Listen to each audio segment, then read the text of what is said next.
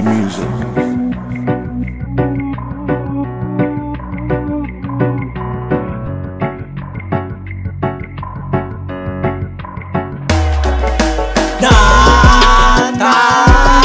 Daw pasloon ka, paslo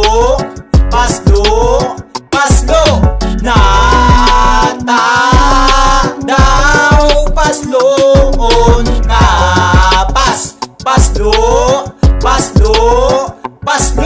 Hoy pade, estado mo pa ako bagaso nakainuman mo pa ito. So nagbakal na sarong bilog na chokes to go buda. So nagdara na pinakuklawan na pato. Balita ko baga pade, dai ka pa na pagbabago. Kaya para ini sa imong paslo sa pulutan part 2. Ano naan padi ko, grabe ka naman, susi bubog na prinito. Winang click mo naman, dai ka na nga niti ambag, tigibo mo pang food trip. Kaya so ibang tropa na mapapasus per uses. Maski soko ko kang itik, dai mo pinaligtas, sus dai na makutik. Ano dai ka pa malayas? Hapot ko lang pade, anong klaseng dungo igwa ka? Maski harayo na kami nakapesto, napaparong mo pa. Para mo kong natakmi, ikatigdudulagan sa inuman pa. No ika ang killer kang pulutan. Hoy, sa mga paslo sa pulutan yan, bagwa naman tabi ang ugali nindo. Easy music. Inuman ang dinig din nindo, bakong piyestahan.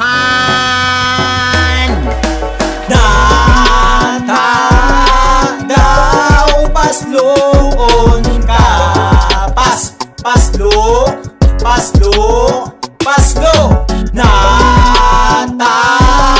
Daw pasloon ka, paslo.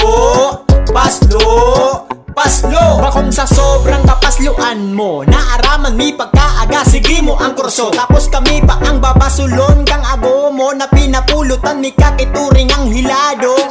Tapos kang dinalaw mi ikakakabrido, ang sabi kang doktor kaya daa sige mong kurso. Dakulon da ang istak na mantika sa tulak mo, sukat pa no pinapakpapakpapak mo so adobo. Hayo na paano ang nakukuha kang kapasluan, inumunda ipang bawas ubus na supulutan. Kaya dai na magngalas kung natakatik iiwasan, dingdong na pulutan madalion kilatan. Ika ng pinakapaslo sa pulutan sa Pinas, dai mo tigpaligtas maski expert na sardinas. Kaya ang mapapayo ko sa mga parainom, iwasan ang arog kaining tropa na pasluon. Sa kabos na tropa na parainom, paano nindo maaraman kung ang tropa nindo pasloon? Ilingon nindo ang kamot, kung ang kamot garo na bulldozer na bakho, iwasan na nindo.